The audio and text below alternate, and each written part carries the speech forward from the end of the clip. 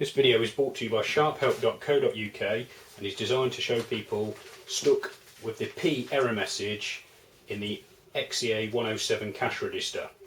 You're in the sales position, but the P mode is displayed on the screen and none of your buttons work and you can't seem to clear the error.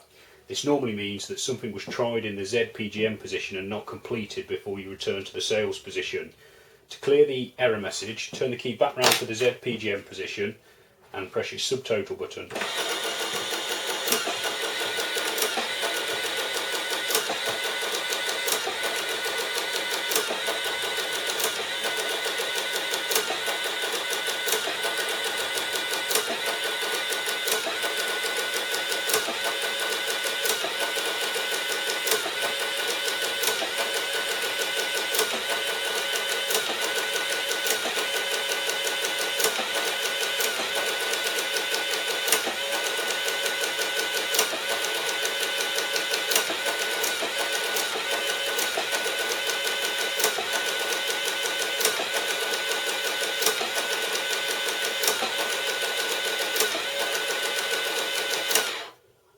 Once the report was finished, turn the key back round to reg and you'll be able to use the till as normal.